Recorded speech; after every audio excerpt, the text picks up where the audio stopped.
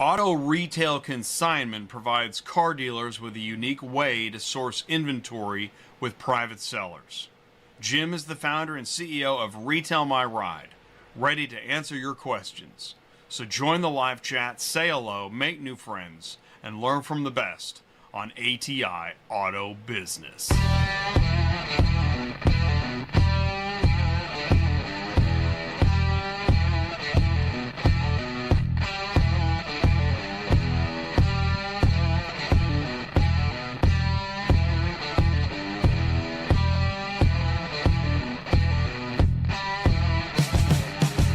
What's up, ecosystem? Welcome back to ATI Auto Business, Automotive Ecosystem, where everyone learns more about the automotive industry. We have a great show lined up for you tonight. Top industry news includes Proficient Auto Transport merger, ACV Transportation Tech update, and fraud, the biggest not news story. At a quarter hour, we've got Jim Horan. He's the CEO of Retail My Ride. And at the half hour, Skye Haulman and Mike Benavides are going to join the panel. We got a lot of information. Please do feel free to say hello in the live chat. Click share, copy, grab that YouTube link. Let's go ahead and get started. I moved a couple things around. I'm trying something out. We'll see if it works.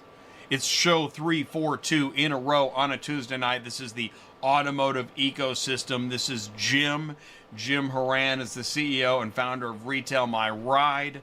This is his website, and you can go there, retailmyride.com. Connect with a trusted retail consignment pro professional. And what is Consignment Pro? We're going to talk about that tonight. By the way, mic check 1, 2, 3. We're okay? All right. What's up, Wendy and Charles? Thank you so much. And Moozy. Okay, that's it. There we go. All right, cool. Digital Bell. It's a digital world. We're going to learn about, there we go. We're going to learn about Automotive Retail Consignment. Now, Jim is going to give us a presentation, a brief presentation about what this is and how this benefits you, the dealer, and you, the private seller. He's going to talk about traditional dealer inventory sourcing solutions, kind of a take on what you already know, and he's going to go beyond that. In the panel, asking questions and bringing information, we got Skye Haulman, AI Skye Haulman, and then the real Mike Benavides. We want you to know your ecosystem. I know I talk about that, and I mean it, trying to wrap my arms around the system. 2 weeks ago, we had Auto Intel Summit Energy. I bring this up because next Tuesday night will be Auto Intel Summit live, actually. And this is, thank you, Auto Remarketing Magazine, for giving me a shout out about the Auto Intel Summit National Remarketing Conference preview with the speakers. I'll be live with Nick and Joe next Tuesday. We might go live a little bit early to accommodate. They're going to be live at the trade show as it's happening, so we're going to accommodate their schedule. It might be just a touch early. Also, last week had Check AI vehicle inspections. We learned more about getting real-time estimates. It's not enough to just see the damages. Now we need estimates. And this is the curve of AI as we see it. We're going to need more and more and more to stand out. We did the Baltimore Bridge Automotive Impact panel last Thursday. That was just a few days ago. This is the panel. If you missed it, you should check it out. We'll have a little bit of information coming up in the news. This is the podcast, Baltimore Port Bridge Collapse Automotive Impact. And I want to thank the panel again. Awesome, because I saw this headline. And this was it. Minimal? Really minimal? There's no way I wouldn't even put that headline out there. I'm just saying. But you know, why not? Be controversial, right? Be controversial. We got a port update. We have a port update. So let's go into some news. Here we go. ATI Auto Business delivering auto ecosystem news every Tuesday night.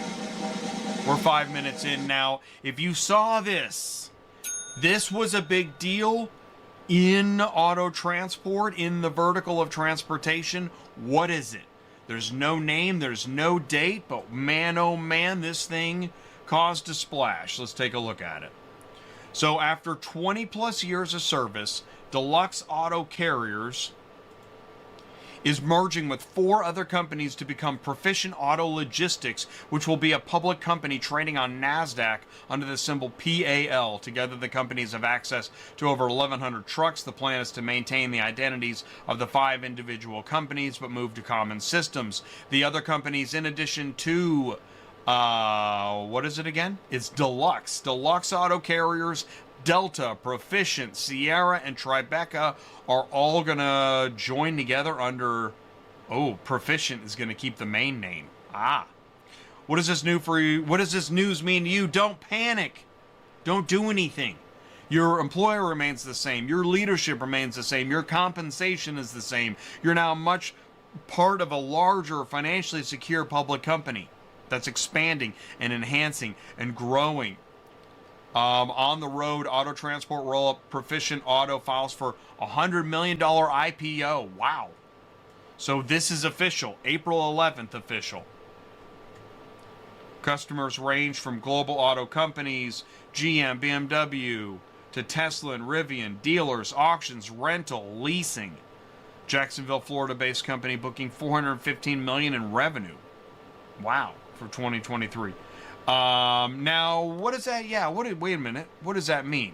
Let's take a look here. Number of trucks. Now, the largest is United Road, but according to this chart, doesn't have as many OEMs. Interesting. Behind them, Jack Hooper, which is Union, and now the newly formed Proficient Auto Logistics will be the 3rd largest in number of trucks. Wow. Okay. Behind them, Hanson Adkins. Behind them, Cassens. Cassens is Union. So of the top 5, 2 are Union. 3 non-Union. That's very interesting. We could keep going. I thought, I'm going to dive in. It was recommended to me. Somebody messaged me, Jay, why don't you take a look at the SEC filing? So I did. I found it. If you want to download this filing, I'm going to put it here. Let's see, PAL SEC filing. It's like 387 pages, no big deal. There's a lot of info here. You could learn a lot. Skip all the, Mad Housewives content and all that stuff and read this thing, dude. Okay, starts with common stock. Look at this table of contents. It's in the link. I just put it in the live chat. You've got year-ended revenue, income for each company before the merger. Wow, for the past 2023, 2022, 2021. Earnings before income, interest before interest. Dang it, EBITDA. You know what I'm saying?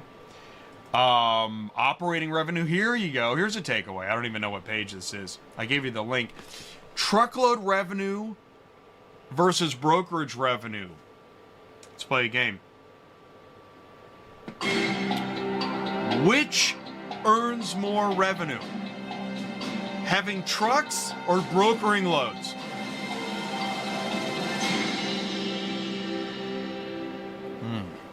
Okay. You'll have to, if you're on the podcast, you'll have to tune into the show to find out. Combined total operating revenue, compounded annual growth rate, CAGR. Stuff will make you smarter. We believe this historical growth is largely attributed to, they're predicting 15% growth to continue. Market share shifting from union to non-union. Interesting. Price increases resulting from industry-leading service levels provided to OEMs, coupled with significant trucking and rail capacity shortages. OEMs partnering with auto transportation service providers. Interesting. There's a lot here. Check it out. Port update. So yes, automakers are facing disruptions following the Baltimore Bridge collapse. As you can see on this map, that squiggly line is not the bridge.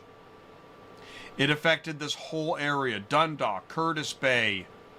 Look at, that's a lot of area. And as Joe Burkari pointed out in this panel, and I made a YouTube short out of it, it's a lot of volume. There's more than that too. You should check out the YouTube short that I posted on LinkedIn. But here's some highlights. It's right on line for 2 major railroads. Easy access to I-95, I-81, I-70.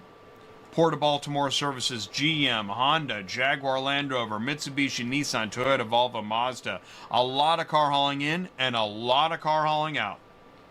And 2/3 of the population of the U.S., 65+% of the U.S., is within 500 miles of the Port of Baltimore. So yeah, it's a big deal. For how long? Don't know. So let's talk about Brunswick. Now, Brunswick, that port increases vehicle traffic, invests for further growth. The U.S. Port of Brunswick processes 750,000 passenger cars, light trucks, up 13% from last year. That's going to be up again this year significantly.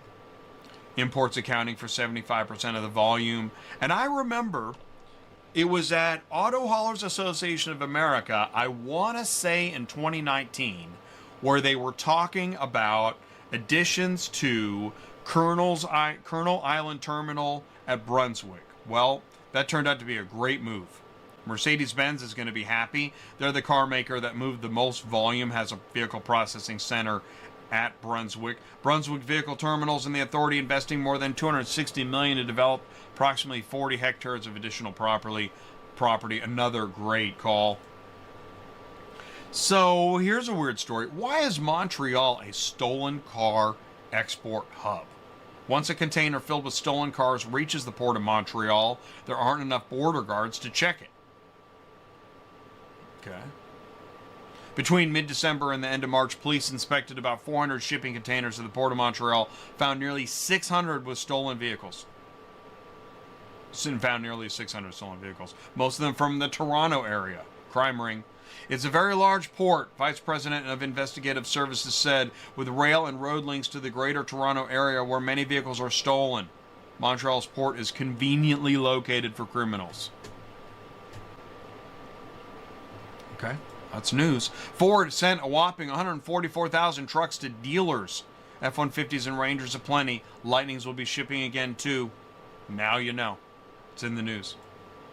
Ford said Thursday it'll restart the shipments. Now, they had been halted. There was a concern about there were quality problems. But the automaker first tried a go-slow approach to vehicle launches last year at its Kentucky truck complex that builds Super Duty pickups and Navigator large SUVs. Ford paid out nearly $4.8 billion to cover warranty repairs in 2023, so probably want to cut down on that. But those trucks are ready to go now, they say. ACV now provides transport and logistics on vehicles bought through other platforms. That's news. Okay. ACV has expanded yet again, this time within the vehicle transport logistics side, now offering its services for vehicle purchases outside of the ACV platform. Sounds like really big news.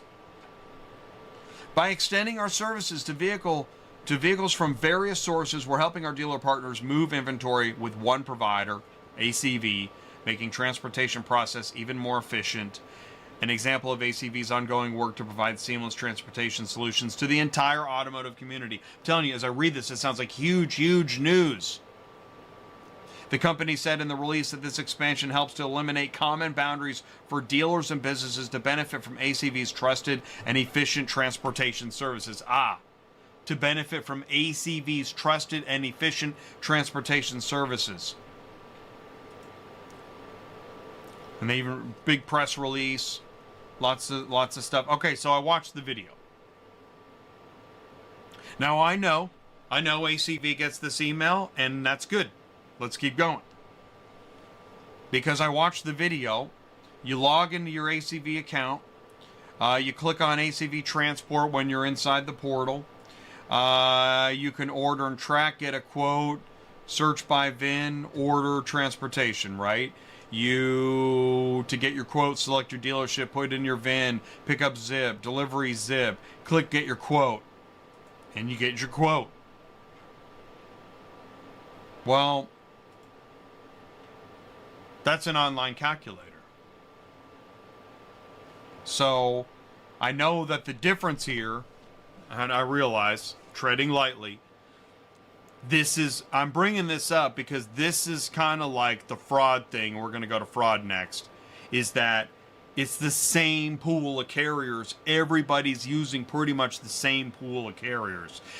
If your vetting process is better than the next guy's, now there's the difference maker. And that's what we're talking about. We're talking about vetting and fraud. I mean, nobody else is, but, I'm going to. Right? You see the CarMax news, profits up, profits down, whatever? Yeah, that's not the news. The news is the fraud. That's why I posted fraud tops EV and driver shortage in my book. There's too many substandard brokers and carriers, and now scammers have picked up on it, and now you got fraudulent shippers. There are plenty of substandard carriers out there. Now vetting brokers has become the problem. That's an exact quote from Beyond the Transaction article by Auto Remarketing. There's the article. Please read it. Beyond the Transaction, transport conditions improve, but lack of driver bench strength persists. Again, fraud's not mentioned because fraud is not the news. Let's go through it. Dan Kennedy says volume versus capacity in auto transport seems to be on the mend. Now that I know we're hoping is true. Joe Keekler agreed that capacity is a top transport industry issue, saying we're starting to see volume come back. But on Thursday, when I talked to Sue and I asked her, is volume coming back? She says, well, there might be more cars, but the rates don't reflect an increase. How about EVs? EVs are an area in which those transport industry representatives expressed a bit of disagreement. EVs are going to be a challenge for the industry going forward, Dan Kennedy said. Keekler mentioned charging as another issue, noting the chance of EV batteries going dead during hauling. But expressing a different view is Jay Wurzberger, founder of ATI Auto Business, a YouTube channel. He said a slowdown in EV demand has made EV hauling less of a problem. Force my mug. Change my mind. I still believe EVs are inevitable. Absolutely. It's just that it was way too much too fast. People are like, well, what are we going to do about car hauling and EV? Guess what? I don't think we have to figure that out today. And in fact, that came up. It came up previously. Whatever the solution is, it is right now. It is not the main focus. It's not a main focus. Trent Broberg agreed slowdown in EV purchasing behavior as an overall trend. And that's just, you know what? That's just stuff. Let's go to driver shortage. Driver shortage becomes an issue, becomes character quality issue. It's the issue that won't go away, I said. It's plagued the industry, but it's become a good, experienced driver shortage. There's plenty of substandard carriers out there, and that's led to an increase in fraud. You know the other part of the quote if you've been watching. So let's take a look at it. Am I just, coming up with this? No, this is from Truck Stop the other day. Dear valued customer. Now, again, I'm sorry, this is freight, but it still applies. Scammers continue to come up with new fraudulent ways to harm customers, and some customers have fallen victim to these scams. This page is called Newly Identified Scams. There's more. Customers may be receiving emails from similar-looking domains impersonating Truck Stop, asking them to click a link. Do you know how much damage can be done by clicking the wrong link? Customers are being asked to provide proof of payment by scammers posing as RMIS employee. You know what happens when you give a scammer your payment information? Oh, here's another page. Be aware of current scams. You may receive a phone call where a scammer is falsely identifying themselves as RMIS. You know what happens if you go for that? Fraudsters are posing as RMIS support over email, requesting sensitive information. Tell me this isn't top page news. Another page of stuff. And you even have to check the email addresses. They're telling you these two email addresses are proper, this one isn't. Looks pretty similar. You're bumping down the road, you're trying to get your load because your dispatcher's not allowed to do that for you. Can you check the legitimacy of the email while you're doing that? How about FMCSA forces broker transparency from Uber Freight after double brokering scam? That's a good time. Central Dispatch just put out, what's the date on that? April 11th? The auto transport industry is experiencing an increase in fraudulent activity. Sue sends me that, so I went to check it. Yep, it's on the dashboard. So, I don't like it either. But above EV and above driver shortage, which is debatable, because on the last Thursday's show it came up that there are experienced car haulers calling companies to see if they can move loads for them. These guys are available. So it's fraud, all right? It's not sexy. You won't sell anything by talking about it, but it's fraud. Fraud is your number one story in transportation right now. There, I said it. Leverage ATI in your business. I don't ship cars, I move information. You can go to ATIAutobusiness.com, click on Contact Us. If you need something, get the podcast, enjoy that. This is the Automotive Ecosystem. All right, I'm glad I got that off my chest. We can now move on with the rest of the show. Thank you so much for joining. Stick around right after this. Retail My Ride, Auto Retail Consignment. We'll be right back. The evolution of transportation.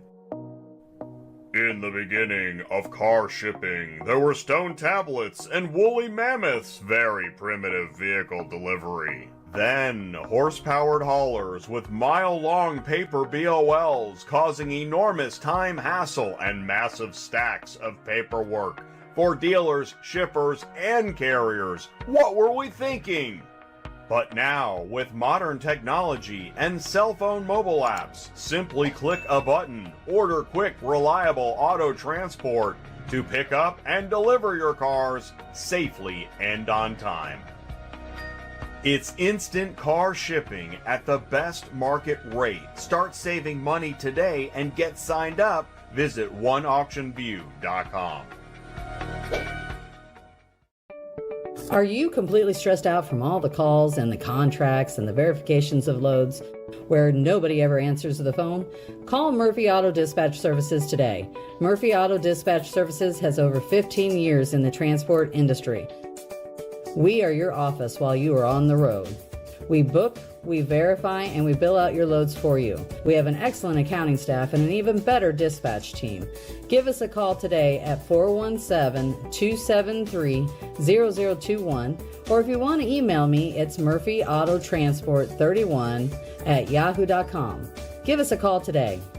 Need help shipping a car or keeping a carrier loaded? Murphy Auto Transport Services is a fully licensed broker and offers professional dispatch services. Visit murphyautotransportservices.com. Thank you so much for taking the time. All right, hey, and thanks for jumping in the live chat, the comments, and okay, Wendy and Rob and Skye are on fire. Here we go. Please do help me wish a very warm welcome. This is his second time on ATI. Fifth time, you get a jacket. Jim, can you see me and hear me okay? Both. I can see and hear you. Thanks. All right, great. I can see you. I can hear you. Jim, welcome back. Yeah. You were here on the e-cars show. That was maybe a month ago? Yep, last month, March. We just touched upon consignment we talked about it a little bit, but you've got more to say. So we're here to learn about auto retail consignment. I'm going to hand you the microphone. I'm going to bring up, let's see, I've got a slide deck here. And Jim, what do we have here? Well, first of all, thanks for having me back again. It's I like being in the ecosystem. It's a cool place to be. And what we're talking about tonight is just a piece of that ecosystem, I guess, which is vehicle sourcing. It's probably one of the primary pieces of the ecosystem. Because without cars, we're not selling things and we're not in business. So it starts with the sourcing. Do you want to just give a 2-minute background for those that maybe didn't watch the show a month ago? Good call. I actually started in the car business 45 years ago, if you can believe that. I find it hard to believe. I was 15 years old, working for my stepfather's new car dealerships down in Miami. And from there, when I graduated college, went on to work for GMAC, the finance company, for 20 years. During that time, I was I had many jobs with them, and it was a great experience. But my favorite one was a stint there with the remarketing and the auction. So I was one of 5 regional remarketing directors. And I think at the peak when I was there, we ended up processing 1.2 million vehicles per year, or that year, through the auction system. And it was before we had internets, and we had internet, but we didn't have, the online auctions and things like that. In 2013, I opened Affordable Auto Broker, so I'm a licensed Texas retail dealer. On day one, we supplemented our inventory with consignment. A lot of it was out of cash flow necessity, but it was also seemed like a pretty cool thing to do. And so we started doing that in 2013. And then in 2018, I launched Retail My Ride, and we'll get into that a little bit more. But there was a gap there. There was a big hole where basically there's dealers out there that have been using consignment to source vehicles, but there's still, well, I think we're the only one still since 2018 even, that has kind of a platform whose mission statement is to bring sellers and dealers together in the consignment ecosystem, subsystem. Um, so that's where I came from and what I've been doing. But the subject matter of retail consignment is fascinating to me. It gets me going every morning. It's very little known. Those dealers that are doing it like it, love it, I believe, and we're just trying to bring more into the fold and tell them more about it. And so your show is a great opportunity to do that as well and get the message out. It's just another piece of the ecosystem on the vehicle sourcing side of things. So, And I want to say, and thank you for that, Jim. Thanks for taking the wheel.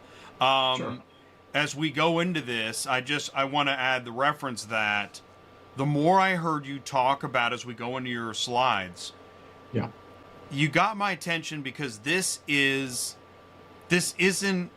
how would you say it? This isn't a well-known method, or Right. it's not well utilized, or both, or what's going on here? Yeah, it's a niche little area where it's little known. It's becoming larger. There are certain segments of the automotive space that do it more than others. For instance, if you get into classic car sales and exotics, and even into RVs and things like that, a higher percentage of dealers are utilizing the consignment as a way to source cars for their inventory.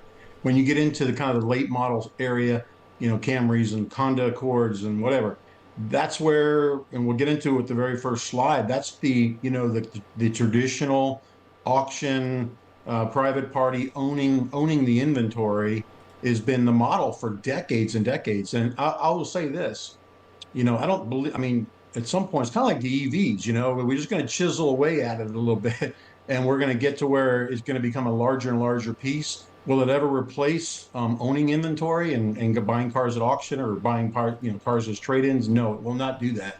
It's just another way, and we'll get into some of the benefits, but it's just another way to kind of supplement. So it's not a replacement, it's not an alternative. It's just another option that we want to get the word out to. And then because we have a platform that we are bringing together the sellers, and so we are bringing in the buyers, the dealers as well.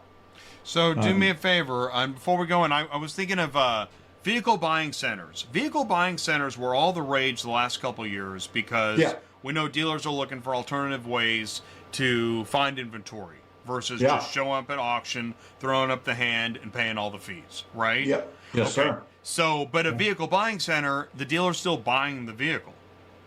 Yeah, it's all about owning. Right? Yeah, so when we get to this first slide, the second slide, there's I'd say 99% of the dealers out there, including myself in the beginning, there was only one universe. It was you own the cars, you buy and own them, and then you sell them. But in between, you got to fix them and you got to clean them up and you got to do all kinds of things, finance them. The second element is consignment, and really just kind of like the light bulb went off with us recently where, consignment, and we'll talk about this, consignment is free inventory, free cars. And we put a website up recently that said it's called getfreeinventory.com. And people are like, what do you mean free inventory? What do you mean free cars? The consignment is just that. And we'll talk more about that if when we get into it. So, all right. Well, so do me a favor. So here we are, Automotive Retail Consignment. What do you mean free inventory? And before you tell me about free inventory, tell me. Yeah. Okay, how have we been doing it? So go back for 1 second. Yeah. And because the tagline at the bottom says it all, and then we'll get into the mechanics of it if you want.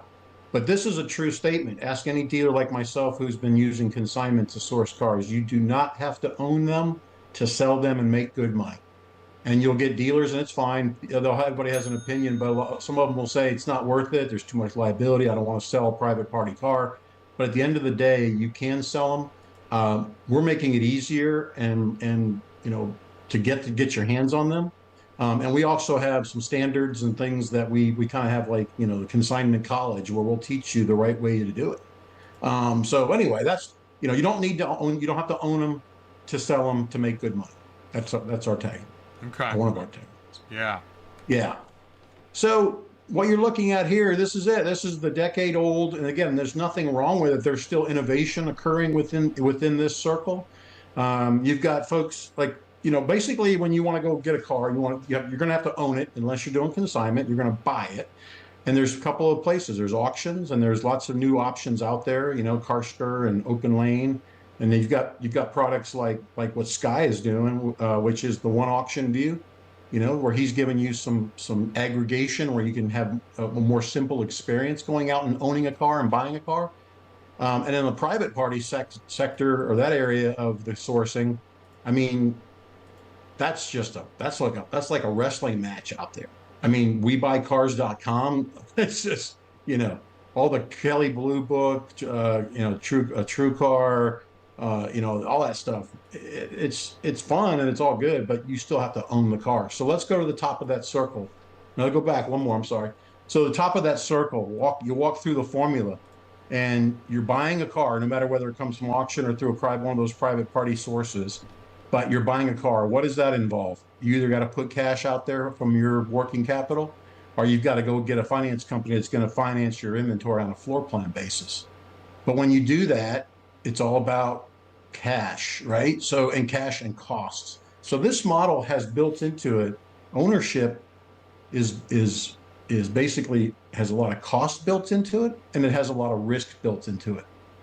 So you're going to buy the car, you're going to get it back to your lot and do some recon on every car, and that's where you get into issues like the quality of the condition report grades. Are the auctions calling are they calling the conditions correctly?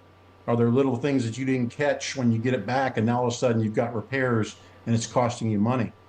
And then ownership itself costs money, depreciation, turnover. If you have a high turnover rate, all those things, it's costing you to have that car sitting on your lot.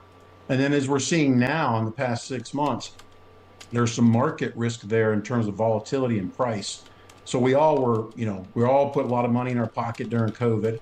All you do is get a car and you'd sell a car. Now all of a sudden the prices are dropping, and so if you bought a car 30 days ago, you better hope you sell it, because prices are starting to drop, and there's market volatility risk there. And so again, this is the model that's been out there. It works. It's always worked, but there's risks and cost inherent in owning the cars, and then where you get them. And on the private party side too, the dealers are spending a tremendous amount of money on these buying centers and all that kind of stuff, to go out and get leads and work leads and all that. And the auctions, we all know the auction prices or auction fees have gone up double in the past probably 12 to 18 months. And so the costs have gone up. So it's riddled with cost, riddled with risk. It doesn't make it a bad old system. It just makes it a system. If you go to the next slide, this is our view and what we think the new view should be. We've put equal size circles, but we're a fraction on the consigned world. But perhaps maybe we get some traction with what we're doing on Retail My Ride. But look at the simplicity now of the consigned. They literally are free cars. You don't pay for the cars. You sell the cars for the seller. So you retail it for the seller. You earn a commission, whether it's flat fee or percentage, and then you pay the seller for the car at that point. So it kind of works in reverse. You sell it first, and then you pay the owner or the seller. The recon becomes a revenue. If you have a dealership that does in-house recon, like reconditioning and repairs, that's the seller's cost. And so you take the car in through Retail My Ride. We'll get the car there for you. And then essentially the recon, if it needs new brakes, new batteries, a cleanup, that's a cost to the seller, not to you. So it's a revenue side for you. It's a different, part of your balance sheet all of a sudden, or income statement. And then the risk factor, here's the part I love about it, especially in today's price environment where prices are dropping. If a car's still sitting on my lot after 30 or 45 days and the price needs to be adjusted, I call the consignment seller and I say, it's time to drop your price. And they have to, because you've got to keep aligned with the market. If I do that on the owned side of the equation, that's my margin. That's my loss. So when you sell a car on consignment, you either have a fixed consignment fee or you might have a percentage, but you will not lose any money. I've been doing this 10 years. I've never lost. How can you can't lose any money selling a consigned car, but you can certainly lose money selling an owned car. We all know that for sure. And so there's kind of the, there's the aha piece of it, I guess. And then on the Retail My Ride side, which we get into maybe a little bit later, but we do have, through our platform, we're offering private party cars to dealers that are signed up and participating. But as you know from our podcast with you last month, we're partnered with eCars, and they're supplying us through their clients with the institutional cars. Those are banks, credit unions, lease companies, fleet companies. And so dealers that sign up for us get access to private party and institutional cars. And keep in mind, we'll go through this, but keep in mind that these are cars that the dealers that are signed up, they dictate which cars they want, and we put it in their profile. And then when they come into our system, we basically match them up and say, here's what you told us you wanted, and we're going to put the cars on their lot. The private party people, private party sellers are going to bring those cars to the dealership. So no transportation costs like you have with the auction traditional view. And on the institutional, eCars pays for the transport. So on the institutional side, it's pretty cool. You might get a weekly list. If you're one of our dealers, you get a weekly list of cars, and you pick the ones you want. And within 1 or 2 days, those cars show up at your dealership on consignment for free. Wow. Tell me about some of this eligibility criteria stuff. You got a lot here. Yeah, we don't have to touch on all of that. So what we established, and this goes back to our early days with eCars, and with the banks and credit unions, but we also use this when we're educating and informing and selecting private party cars. So that's the other thing. Private party owners come to retailmyride.com. They put their car information in, just like they do maybe on a Kelley Blue Book or something like that, or a CarMax, Carvana bid or an offer. But we take their car information, and then, knowing the consignment side of the world, we use this kind of standard eligibility criteria to either accept or reject right up front the car, because we know what our dealers want and don't want. And so this was a set of standards that kind of come along with being a participant on our website. So now, I see Rob in the live chat asking Skye questions. Yeah. What if you like this idea? How do you get started? Yeah. So 4 golden rules. Well, to get started, we'll talk about it next. But if you're going to join us at Retail My Ride, which we hope you will, the getting started, there's 4 golden rules. If you are a dealer that's already doing consignment, one thing we're not going to ever do is come in and tell you how to run your dealership. You're an independently owned car dealership. All we're doing is connecting you with sellers to get you free cars that you say you want. But because of our experience in this space, we're going to provide you with training and golden rules. And here's just 4 golden rules that we came up with. So if you're starting out and you sign up and you say, Jim, help me, I don't have a consignment program today at my dealership, we're going to start you off with these golden rules. Number 1 is, we've already talked about it, maintain uniform selection criteria regardless of source. So whether you get it in the other circle, the old traditional way through auction, or whether you get them from us at Retail My Ride, we're telling you to pick the same cars with the same level of quality and makes and models and mixes. Keep them the same. So again, when they're on your lot, nobody knows which ones are auctions, which ones are consigned.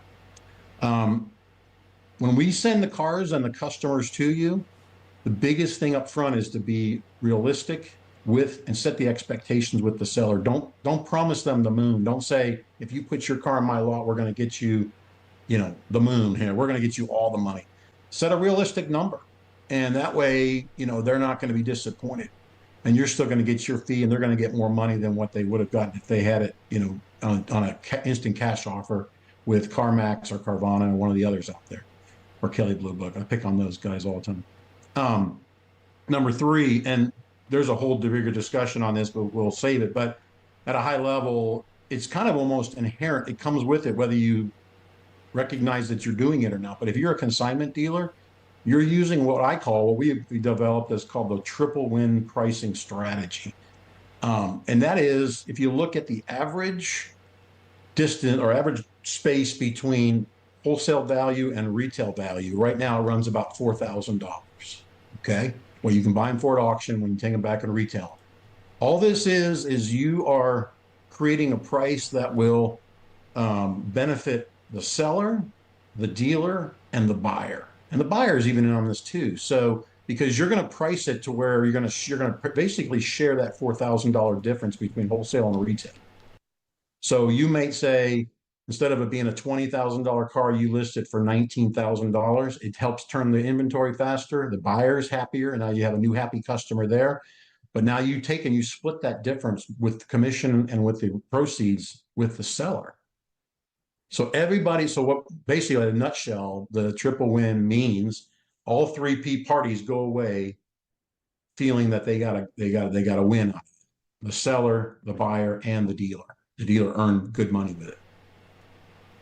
And then what was the last one? I'm sorry. So then we've got, no, you're good.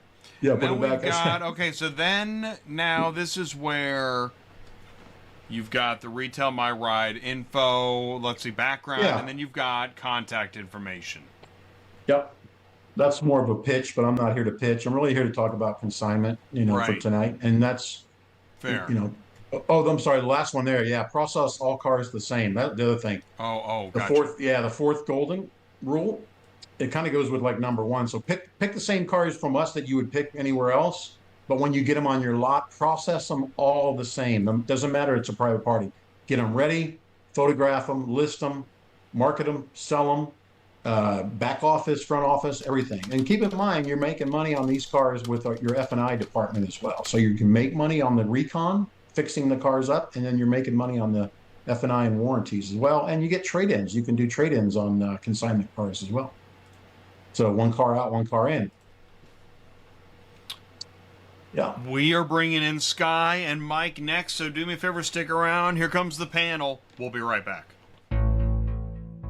AuctionVCommerce is the universal support solution to help brick-and-mortar auctions respond to the needs of digital buyers and sellers with greater efficiency, accountability, and more access.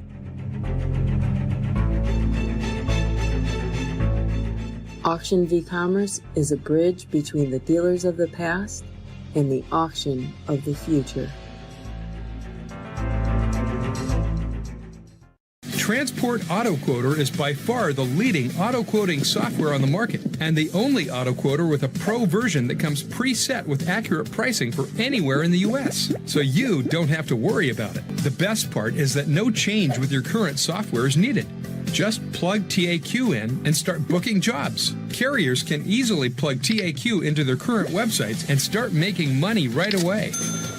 I bet you're wondering how we do this instantly and accurately 24/7. Well, constant analytics is the key. Our Price Watch team is constantly monitoring current market conditions, paying close attention to seasonal and quick-moving industry changes. At the end of the day, it takes a lot of time and data to maintain good pricing, time that most of us just don't have on a daily basis. So free yourself up. Using TAQ Pro is really a no-brainer. Save time and money, maximizing your leads and optimizing your online investments. You'll finally be able to sleep well at night knowing that TAQ is on the job selling for you 24/7. Never missing a potential job.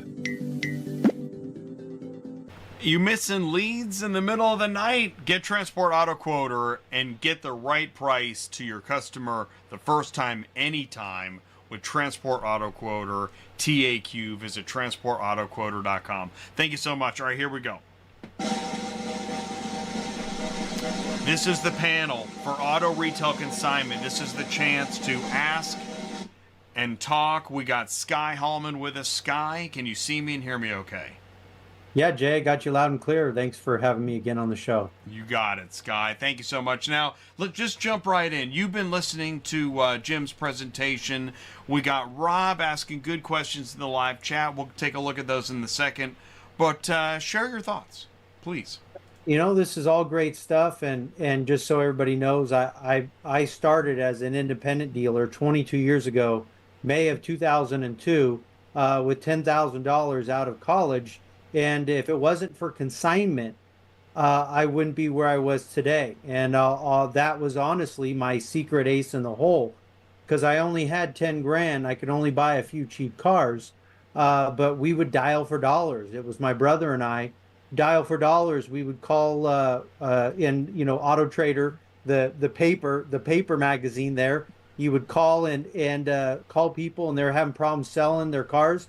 Hey, I've got great visibility. I've got lenders. I could take a trade in, come bring it down. And I mean, we crushed it, absolutely crushed it. So I think that goes to Rob's question. Rob had asked, oh, and it just moved on me here. Rob's question is, does this platform work for small used car dealers who have trouble competing at the auctions with the bigger dealers? Yeah. Yes. 100%. Yeah. Right. Yes. It's actually works better, I think, for for the dealers that are on our platform. They're small to medium size. You don't have a lot of franchise dealers. They either don't want it or don't need it or haven't found it yet. But it is for the smaller, more medium size. Yeah.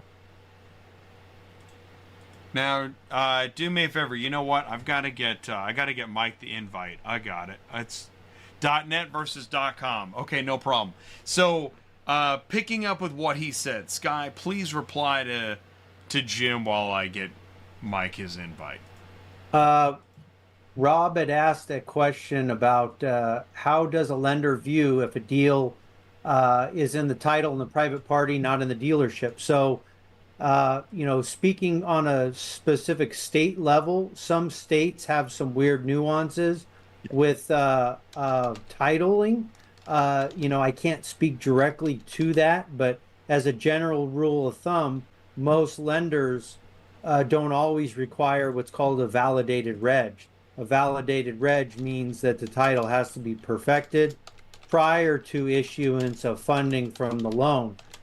Most dealers usually get some sort of title float, which will allow them to be able to get paid on the vehicle, and then obviously give them time to perfect title in the bank's name. There could be credit unions, though. A lot of credit unions really do like validated reg, which again will mean that dealer will have to transfer that reg, get the seller's the title from the seller, and transfer it in their name. And once they receive payment, remit payment to the consignee, consignor, of the vehicle. Jen, Okay. Jim, I'll let you add any info on that. So, No, go ahead, Jim, go ahead. please. Yeah. No. Well, I was gonna say that's exactly right. If there's still a lien on the seller's title and the title's with the seller's bank, we can walk you through. There is a process for that. But what we do typically, what we encourage is when you get a private party sellers, get the title from them and do everything you need to do when you get a buyer in there, and then basically you'll get funded within a day or so. But the biggest thing is the private party seller doesn't get funded until the dealer gets funded within 24 to 48 hours. See, and I There's think good work. Yeah. what's happening here is you're pointing out why your program is helpful, because there are going to be things that you're going to need guidance on, such as what Skye just raised. But before we move on, Mike, can you see me and hear me okay? Yes, I can. I'm all good. Cool. Sorry about the mix-up on the invite. You're here with us. Mike Benavides, please say hello. And Hello, everyone. Tell us what's going on Good to with see you guys again. Yeah. Well, I was excited to talk on this particular subject because as a newly licensed dealer, I know this is a big part of, my growth strategy this year, especially for the specialty vehicles, fully equipped police vehicles that we distribute nationwide, and some of the unique challenges that our customers, the police departments and cities that we work with, getting top dollar for their car and getting things moved. and even for the buyers that there's a whole ecosystem that's completely broken and inefficient for these types of vehicles as well. But I'm certainly interested in learning more about the topic, learning more about Jim's program, and some of the ways that we can optimize for that. And of course, on the data side, I supply a lot of the critical things for vehicle data, market data, people data, learning more about that helps these transactions occur more efficiently. So glad to be here, and thanks for having me. And Mike, you before the show, you posted on LinkedIn. I was trying to pull that up. You had a bunch of stuff that you said talking about why tuning in. I thought you made a lot of good points. So thanks for doing that. Yeah, of course. It's important to understand, for people that, maybe don't know about the topic or, what each of us are bringing to the table here. I'm interested as a potential user, knowing that, I need to do this for my operation. And, and there's some things that I still need to learn. And then, of course, for those that are interested in, getting to be more successful at it, there are critical pieces that I supply the industry with that maybe I can help them understand how to apply these things and how they fit in a consignment transaction. And so I'm just as anxious in joining the discussion to learn as much as to contribute. Hey, here's another good one from Rob.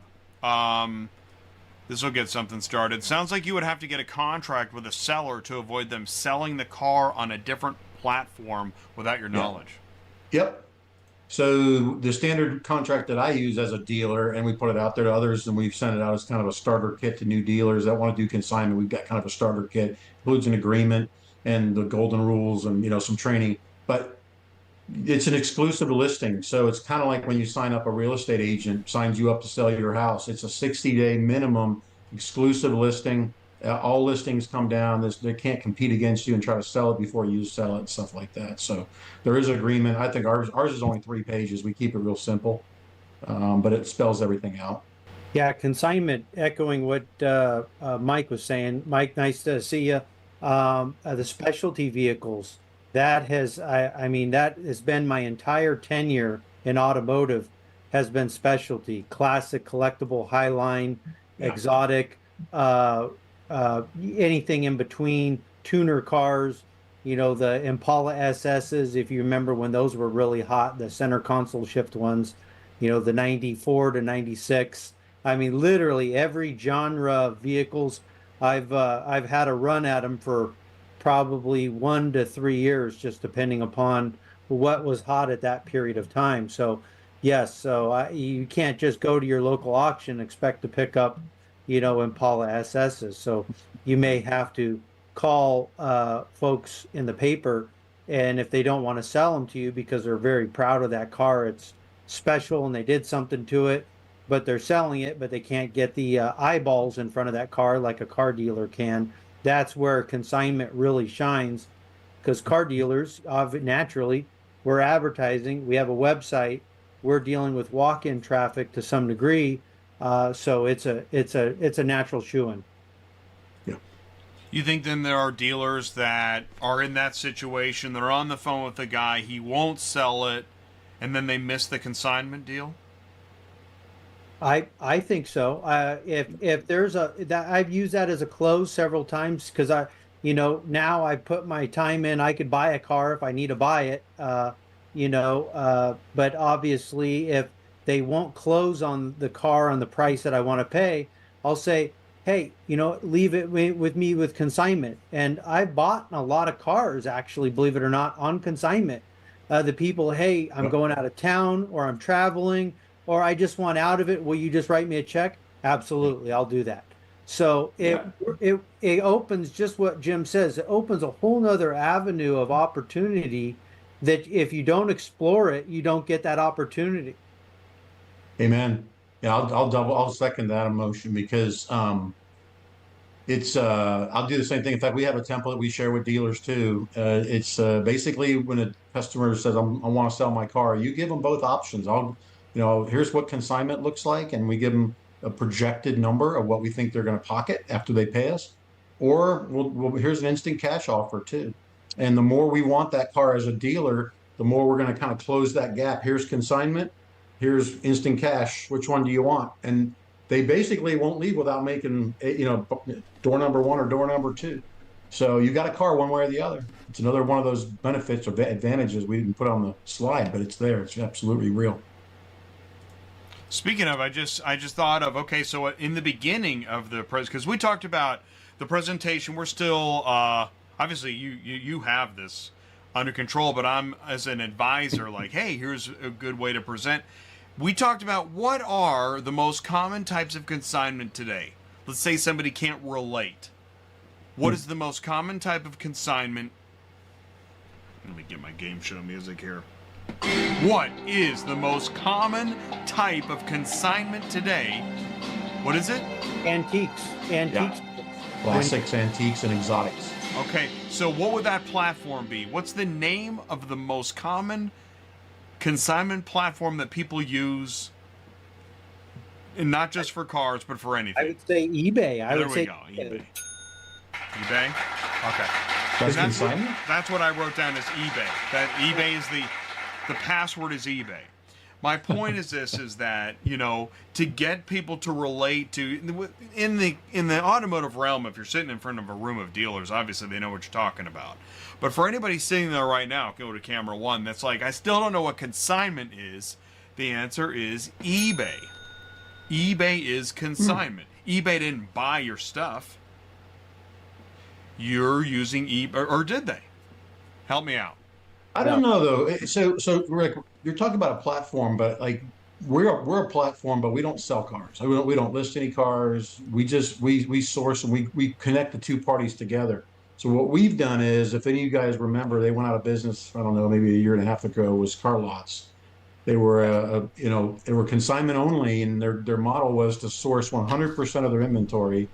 They had the unfortunate bad timing of COVID and some other things, but their model was good. But they went out with the brick and mortar model of we're going to be CarMax, and we're going to source 100% of our cars with consignment. And they didn't do well with that because of timing. What we stepped in and said was, there's already 65,000 dealers out there. Why don't we just provide a platform where they can plug in to get connected? And again, we're doing more now going forward. We just made some changes to the website where we're working the leads, and we're gonna schedule the appointments to have the customer and the car visit your dealership if you're signed up on a certain day and talk to a certain person at your dealership who handles the consignment. And so it's structured with process, but it also gives the seller a better experience as well. So it's more of a network, but we're not selling cars. So I think eBay, do they sell cars on consignment, or are they just the marketplace? Who's actually selling? It's just a marketplace, right? Yeah. And actually, Jim, I think you explained what Car Lots does or did very well. Yeah. I think that was one of the problems with Car Lots. I remember when that came out, I was trying to, and I thought, how come I'm not getting it? How come I'm not seeing the business model? I thought maybe I'm missing something. I'll tell you, the key thing that killed him was COVID, with the shortage of cars in general. But the biggest thing was, if we all recall, 2020 and 2021, the car prices were rising so quickly that everybody was making money just sending them all to the auction. So why sit them on your lot for 30 days? I'll just go to the auction tomorrow and get more money than I ever expected. So, consignment does well on a flat or a declining price market. And on the increasing one, it becomes, just another place to go sell a car. But yeah. So it's a little bit of a nuance. Because Carvana, you're competing with Carvana, CarMax, AutoNation, and all the other Vroom, the guys that were trying to buy your cars and giving really sell offers of what a dealer would sell something for, just because they were hungry for those cars. So that's why, to your point, those commodity cars, the Toyotas, the Toyota Camrys, the Civics, the run of the mill stuff is really hard to compete with. In consignment, because obviously they, somebody could cash out on that car, or they can just, it's really hard to do those on consignment. Yeah. The ones that work really well too are like so we get, and that's one of the benefits too, again, was you're getting you're not only going to get highline cars on consignment, but you're going to get these extreme low mileage cars. The estate sales where someone opens up a garage and there's three, 2008 Camrys in there and they've got 22,000 miles. You take that to CarMax, Carvana, whoever, they're not going to give you a fair shake on that. But if you bring it to consignment, you're going to get retail and you're going to get a good number on it. So I would assume it matters for the owner themselves. If it's not their daily driver, something they depend on, they have the time to get handed over and get top dollar for the car through a consignor. Yep. I agree. I always ask that question on that from the beginning. If it's on the consignment, do they have the time? Is it another driver? And obviously, do you want me to cash you out, or do you have time to let it sit? And if you have time to let it sit, you could potentially make more money. Sure. And obviously, then I say, then I'm not writing the check for the car. Then naturally, you can get more money for the car. But if I'm cashing you out, I have to hedge my bet against dropping books and so forth. So, yeah. What do you prefer, Skye? Really, truly, it depends on the car. Really, honestly, if I can't get that car anywhere, I don't care how I get it. If it's on consignment or I write a check, it doesn't matter. It's just the car. Because if I know I could sell it and I know it's super hot, it doesn't matter if I wrote a check for it or if it's on consignment. So again, it just depends on the type of merchandise. But if it's a commodity car, you're looking to decrease your risk by using the consignment process? Yes. Yeah. If it's a Toyota Camry or something like that, and I sell Jeep Wranglers and lifted pickup trucks and specialty vehicles, I don't really want a Camry with 80K. Another person may want that. But if it's, to Jim's point, if it's a 20,000 mile, 10-year-old Camry, I mean, I'd be an idiot not to get that. I mean, that would be, because it's going to sell fast. Yeah. Yes, that's exactly it. The old stuff like that is gold, but late model 2, 3, 4-year-old stuff, I'm competing with CarMax, Carvana, and every Toyota and Honda store, within 500 miles. Rob had another good one. Thanks, Rob. How does a lender view this deal if the title is in a private party name and not the dealership? I know we talked titles earlier, but did we hit this one? We hit this one, yeah. I mean, basically, we hold titles when we go to, I'm a dealer, so I do the consignment. The customer comes in, they sign the 3-page agreement, they leave me the car, but they also leave me the title and they leave it blank. And so I have it so that when the buyer comes in, I get their signature on the appropriate place on the title. I call up, Joe Smith, hey, good news, I just sold your Camry. Come on in tomorrow, sign the title, and then I'll give you your money. So within 24 hours after me getting funded, then the seller's already funded as well. It gets a little more complicated if the private seller still has a lien open somewhere at a bank. But there are absolute workarounds. We can help the dealers with that. There's letters of guarantee. There's different ways to do it. And it's one of the things that we will incorporate at one point into Retail My Ride. We're going to have what we call, consignment-friendly vendors and banks that we'll bring them into the network. That was the plan all along, and we'll do it, which is, here's the banks. If you bring them into your dealership, they will fund you on day one because they know that you're a Retail My Ride dealer, and we do vetting and all that kind of stuff as well too. So they may be more inclined to fund you on day one and then wait 3 weeks to get the title. Sounds like you can get kind of creative with this.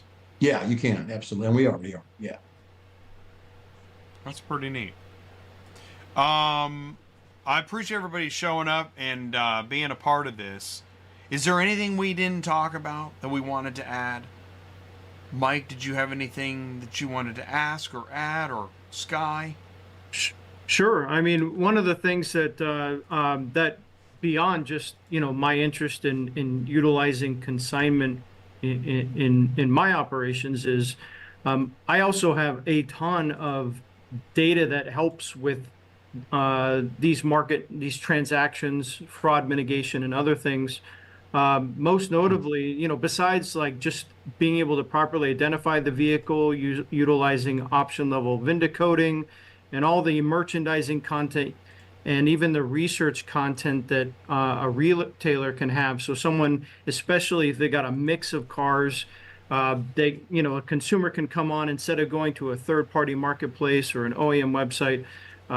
They can do a lot of the most basic research, comparing features, specs, pricing, all that stuff right there on the retailer's website. Plus, just for identity solutions, so I now have direct access to federal vehicle ownership records from the DOJ. So I get the full garage of the person. I know all the vehicles that are licensed to them. I get the current reg, title, and lien holder information. I can do a criminal background check, check the VIN-specific recall, verify all the PII for that particular person.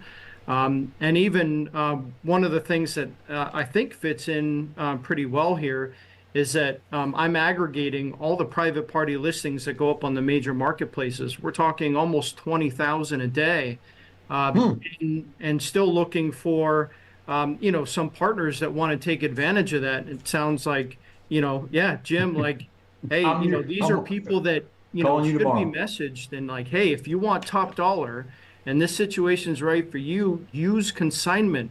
Don't cash out from a dealer who's, and certainly don't take an offer from, some of these trade-in tools that really have no idea what they're bidding on and are not in the position to give you top dollar for your car.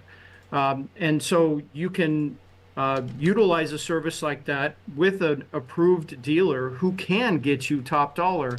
And a lot of people that are just going out and looking to sell their car private party may not really realize the advantages of consignment and be able to then sign up for these types of services that can get them top dollar. So there's a number of things that I think can facilitate transactions, help shoppers, know what they're, buying, and for those vehicles to be marketed effectively and efficiently. And then, for fraud mitigation, if you're a dealer and you want to know the attachment of the person you're working with to the car you're working with, there's all types of ways to help mitigate those risks. Yeah, I'll be calling you, Mike. And I think I'll kind of echo what Mike is saying as a dealer that moved into the tech space, but I still am a car dealer that I have used during my entire tenure of being a car dealer is technology. No matter what it is that came down my way, I would use technology to help, systems and processes at my store to be obviously a better car dealer and a better buyer. And obviously, some of that easy stuff as a dealer is you run a KSR on a car, which essentially is a title report for the registration, if you would, that's going to show you the lien holder, the registered owner, and the expiration of the tags and so forth, just to ensure that it's really registered to that person. So again, echoing on Mike's point, technology really is the springboard of everything that ties everything together that we're doing right now and going forward as car dealers. So I really, truly think that consignment is a great opportunity for smaller dealers, specialty dealers, anybody that has a specialty, convertibles, Corvettes, vans, they have a reason that that consumers come to that dealer. That is a perfect person for consignment because they already have that natural draw of customer. Absolutely. Fantastic. I just shared email addresses. Jim, you got Mike's. Mike, you have Jim's. Great. Does anybody want to share anything with the audience live and on demand in the live chat that I can share? Any websites, anything? Well, I'll go first. I guess everybody probably wants something. I mean, yeah, maybe. Yeah, you've done it before for me, Jay, and thank you again very much. Sure. I had it in the final slide, or I wanted to, we kind of did like what's next or how do I get started with the 4 golden rules. But anybody that viewed this tonight, just go to, Actually, if you can pull up the website, but we did last month, which is you can go straight to Retail My Ride and register as a dealer. But we put up a new website that is kind of our dealer informational marketing website for dealers exclusively to find out more and connect with us. Is Get Free Inventory. There you go. GetFreeInventory.com. That's what consignment is. Yes, we charge a landing fee for our service. We have cost involved in, SEO and traffic to our website and all that good stuff. But we are a fraction of what you would pay as a buyer fee at the auction, and you're getting a free car and you're getting all of our expertise and training and all that kind of stuff. But we also our pricing is no cars, no cost. So you sign up. Private party people come to our website at retailmyride.com. If we send them over to you with an appointment and you like their car, you shake hands, you put it in your inventory, and that's when we bill you. Is when the car gets there. So if there's a month or a week where you don't get a car from us, we're not charging you anything to participate. You said something there too on the auction fees. You're not kidding. Every time somebody sends me an email or a screenshot with something with auction fees, yeah, everybody want to chime in on auction fees. Jim, how they doing? It's like reminds me of like sending your kid to college now versus 20 years ago. Yeah, I bought it's ridiculous. I mean, a $300, $400 buy fee used to be a big deal. Now it's $700. It's insane. Yeah, it's insane. $740 on a what did I buy? A Jeep Wrangler that was $28,000. $740. Yeah. Oh, I'll tell you all the reasons why it was justifiable, but ours is a fraction of that, and it's on a once you put it on your lot, we're going to do all the work. We're going to set the appointment, and the seller is going to bring it to you. And on the institutional cars, those get transported for free. As far as the dealer goes, that comes from eCars. eCars, our partner, is paying for that transport. So you select them, and then they show up. Everything's free except for our landing fee. And by the way, on the auction, so there's a buy fee, there's a sell fee. What other fees are there at an auction? Recon. Condition reports. No inspections. Yeah. Terrible inspections. Each time it runs through the sale and it doesn't sell, there's a no sell fee. Yes, no sell fee. Yeah. Yeah. Yeah. Mm-hmm. I know I'm not supposed to, but this is ATI. See, on ATI, we can talk about this stuff. That's the difference. I know, because you're not supposed to talk about that, right? Yeah, right. The itemized list. But it's painful. Is that right? Well, I guess if you're hugely painful. But if you're big, you're right. If you're really, really big, forget about it. Well, if you're really big, they're going to wine you, dine you, and they're going to cut you special, incentives to to list on their platform, and you can take advantage of your scale. If you're not there yet, I mean, and even some of the auctions are my customers for data services.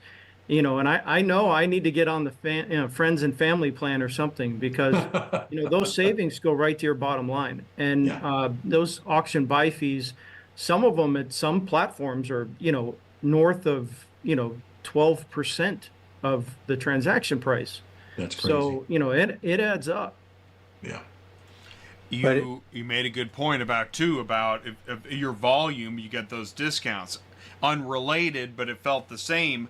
The discounts that cities get to get Hollywood to come and shoot films in their cities, at some point the mayor goes, wait a minute, why are we giving this giant discount? Well, it gives back to the community and this and that. Then maybe one of the actresses will buy some jewelry. Well, that's not going to make up for the discount that we gave them. If you're big enough, you get the discount that makes it worth it. So if you're in the middle, you get squeezed. That's right. And they're a business like any else. They have a lot of competition, and nowadays with all the different avenues for vehicles being moved, they need cars to list and sell. And they're competing with the physical auctions, digital auctions, new models like consignment that are totally transforming the remarketing landscape in terms of all the choices that there are to move metal nowadays. And So they got to compete just like everybody else. Dan got it in the live chat. Condition report fee. Dan has sent me some of those auction fees. Yeah. If you have anything you want to send me your auction fees or your, See, that eggs are too much. What? Well, what's interesting there again, if you do it, again, I already have the math. I can send it back out or whatever. But on a consignment, just for the pitching and consignment again, it's anywhere from 5 to 10% is kind of the commission. Let's just take 7% for the sake of it. If I'm selling a $30,000 car on consignment, I can make $2,000 on a commission. I still make my F&I, but I didn't have transport. The recon goes from a cost to a revenue because I'm still going to charge the seller a cleanup fee or whatever else they need. If they need brake pads, they're going to pay for brake pads and stuff like that. So when you do the math and you do a net, the profit per unit, gross profit per unit, is right there with an owned car. I mean, probably should have had a slide specifically on that, because when you look at the numbers, and then you'll scratch your head and go, wow, I mean, really? Like, I think some dealers think you make like $400 or $500 on a car or something. No, you make a good number.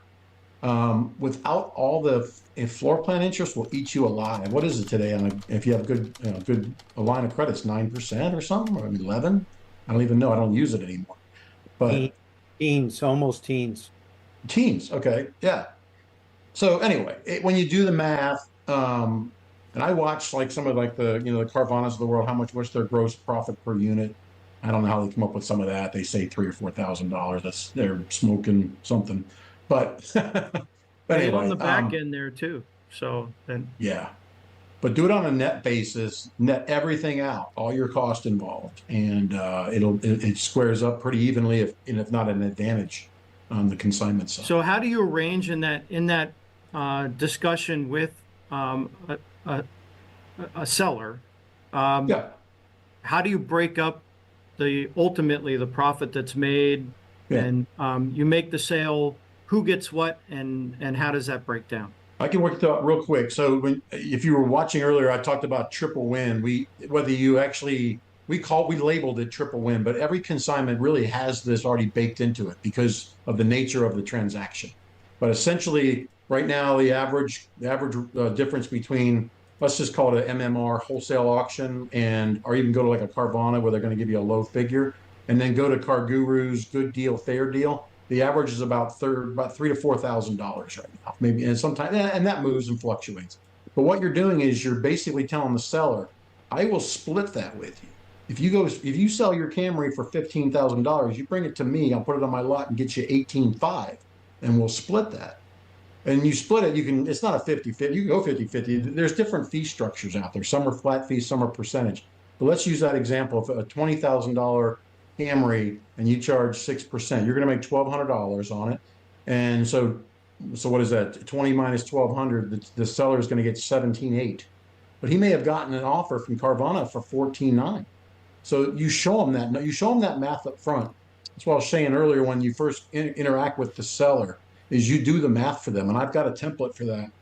We're going to automate that through some other vendors and some partners as well. And Mike, maybe with your data, we can work together on that.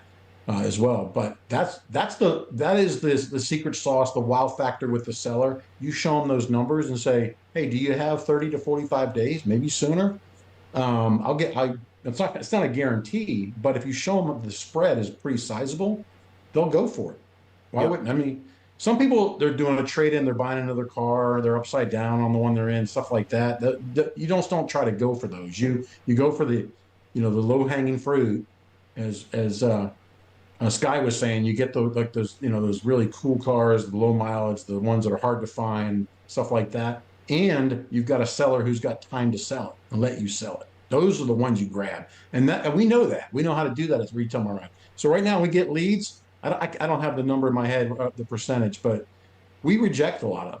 I mean, we say your car's not fit, doesn't meet those vehicle criteria the way you described it. You're expecting too much. Some people say, I won't do the consignment unless you get me this amount of money. I would say, well, sorry, we don't think that's realistic. So the ones we're passing to our dealers, we've already kind of filtered those scenarios out. So you're not spending any time messing around with those either. That's part of our benefit to our platform as well. Interesting. Yeah, maybe there's some things I can contribute to that. I do have Absolutely. almost half of all franchise dealer transaction data. I've aggregated that through numerous partners. It's only about 2 weeks old, and it's updated every single day, new and used transactions. Again, almost half of franchise dealers in the US, Yeah. and a ton of auction data, auction transaction data, Beautiful. and values that I put in an API, so I know, okay, what could I expect to get at auction in various markets? What is this car going to pull? And and I play market arbitrage with that as well. So those are certainly components that I use on a pretty consistent basis, So, as do my clients, to help understand what is that spread, depending where you are, and to put that story together is like what's the difference between right. auction and expected retail. So are you familiar with VEDX, the private party acquisition model? Sure. I mean, I kind of see us, that's us, except for it's not acquisition. It's a private party consignment model. And we're doing institutional too. So you mentioned earlier that you have access to private party listings. Yeah. We went down that road about 2 or 3 years ago, trying to do screen scraping and and then doing some soft messaging. It gets a little bit dicey, and then they change the formats on the screen scrapes, and then it gets expensive. But if you have data, and all we want to do is put in front of a mass number of sellers and say, okay, you've already tried to sell it yourself. You've already gotten lots of offers. Have you even thought about option number 3, which is not even well known? It's called consignment. And we think we can get you anywhere from, 1,500 to 2,000 more. If you're interested, click here. And then all of a sudden we talk to them and we tell them the good news. Yep, So there's almost 20,000 hand raisers a day that list their car, every day across the yeah, U.S. We aggregate that. Yes, it's a pain, but we're really good at it. As yeah, far as aggregating data from okay, all over the web, especially for automotive, it can be very much a challenge. But okay, um, you know, one of my companies, Vin10, is very, very good at that. And we license that data even in adjacent channels for total loss valuations and insurance company people who service insurance companies that want to know that part of the market as well. So and then yes, there's platforms like yours or VetX who could use that to funnel those leads to dealers that are then going to scan those, look for right, ones that are most of interest to them, and we make them available within minutes of them being hmm, posted. So if you want to be the first interesting. person on the phone or the first Yeah, person to email actually, that customer, actually, um, I want to come in. I want to come in after they've already been contacted by 4 dealers with the same lowball offer. Then I'm gonna be the hero, right? So I want to be get with you. careful We're what you going wish to for. talk, Mike, and let's work together. Let's partner or do something on this Awesome. because data is king, man. Take Skye on the on uh, that story to the customer who wants to consign, and you're going to give them more value. How do you go about that? You really, what Mike said multiple times, you really got to pitch them, from the onset. Hey, this is your cash out money. If you want me to cash you out, but if you have the time, that's the way you phrase it. If you have the time, I can possibly get you this much more and get it, obviously on a sheet, a worksheet. Here's Yeah, the net, so they know. And obviously, if you get it, you get it. And if you don't, they call you back and they're into you for some recon, a detail, and whatever you write up on there. And a lot of times they don't want to come out of pocket the, $300 to $500 are into you, so they'll take the $1,500 less, and you stroke them a check and you buy the car. I mean, exactly. I mean, Yeah, really, truly, but if it's a specialty or a hard to get car that you can't get at the auction, again, you don't care how you get it. If it's on consignment or owned, it doesn't matter. You would right. not have that opportunity to have that vehicle if you didn't have it that via that means. Yeah, that's where the 2 circles we showed earlier, Jay, they overlap each other. you don't really care. It's just another source. It's either consign or sell it to me. I just want the car, one way or the other. So Fantastic, man. That was yeah. awesome. Wow. I thanked you guys 20 minutes ago. I think We can got go you, Jay. longer, huh? We'll keep the conversation rolling. That was awesome. I dare I say we didn't cover it all. I know that, and by the way, Mike, it was great to hear some of the what you're currently, kind of getting that current update of what you're doing and working on and what you've got. I'm gonna guess that, other than Jim, there are other folks that would love to hear that. I was trying to think of, would you come up with another, whether it's a panel or a show, because you've got something there.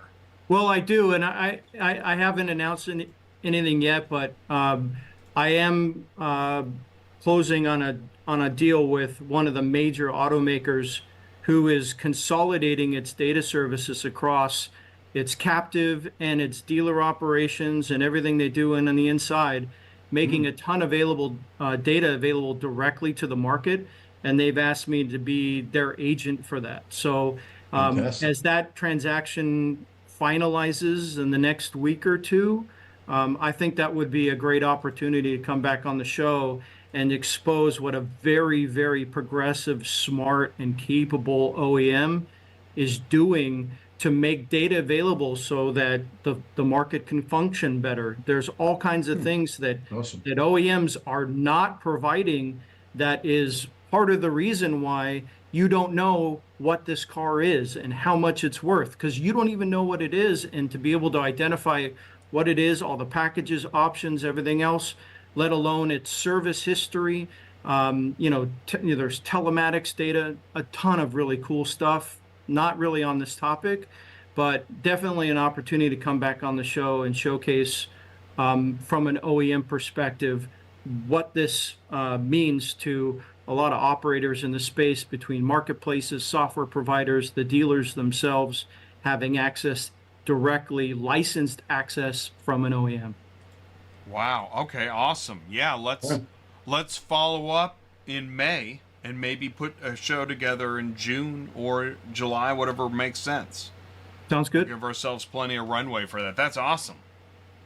Well, that's pretty cool. I didn't even know that was coming too, so that was just kind of the cherry on top. Appreciate that. So my parting thought here is you can't sell from an empty shelf. Whether it's an auction car or a consignment car, you want them all. Amen. Yeah. He who has the cars wins the game. That's what I always say. Yeah, with lease returns, starting to fall off a cliff here post lockdown, right? I mean, you got to find inventory somewhere, and this is a great way to do it. Private party acquisition is something that I recognize right away. I don't really deal a lot in private party cars like I used to, but for dealers that do, consignment makes a lot of sense. Now it becomes, how do we educate the public? How do we get them to understand the benefits of this and who it works for and why? Well, we try to do that with content and with, just getting the message out. But our website, and we want more content. So we love, if you have either yourselves or others that write topics that touch up, bump up against consignment and things like that, man, let's put it up on our website too, because we're going full blast with driving more traffic to the website, but we're also we're going richer with more content out there to try to get the word out as to what it is, and do it in a simplistic way to where it doesn't get too complicated, because it's really not. It's just kind of like handing the keys to a dealer that's vetted, that's on our website, and he knows what he's doing, and they'll tell you up front what they think they're going to get for the car and how fast it'll sell, and boom, boom, boom, you get your money.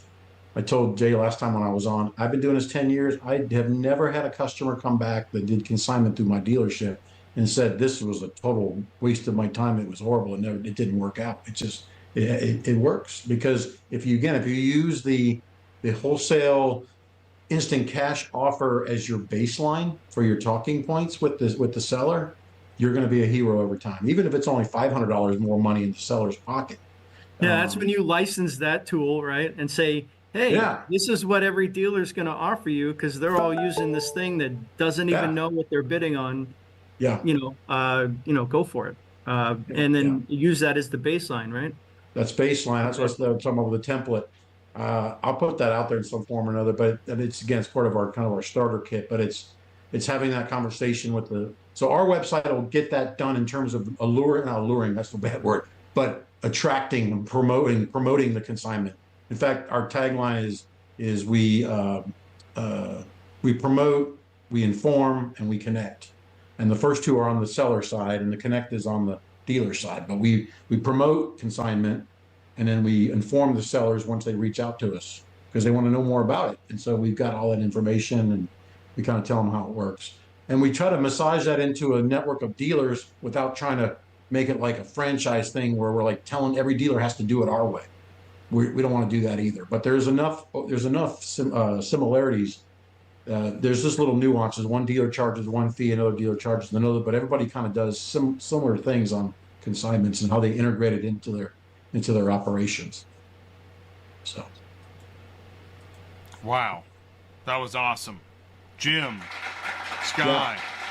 Mike, thank you so much.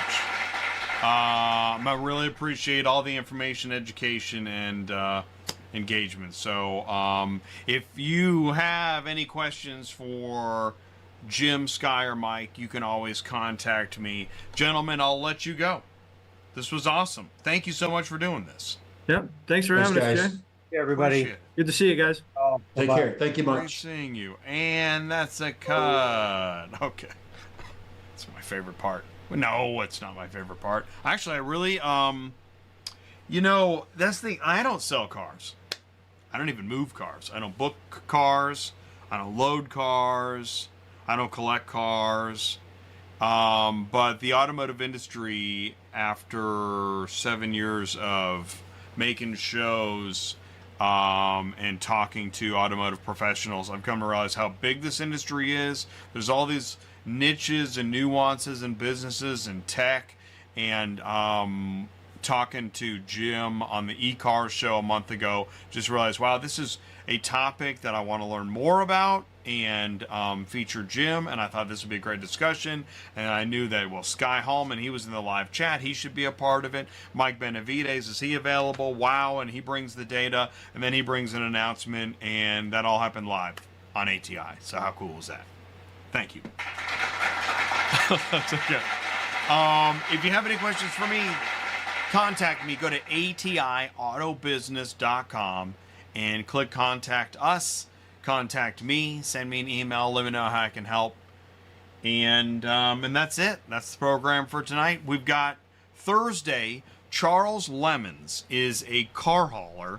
He has a YouTube channel, and he's going to be our guest Thursday on Industry Logistics, where Jay and Sue talk logistics, and we've got some more news and headlines. I think Fraud will be with us again Thursday, so join us for that. Thank you so much. Appreciate you. Thank you. One Auction View, Murphy Auto Transport, AuctionVCommerce, Transport Auto Quota, Superflow Systems, Retail My Ride, One Auction View. Thank you so much. Appreciate you, and thanks for tuning in live and on demand. Have a good night. Here comes the car hauler. Why not? Thanks a lot. Good night.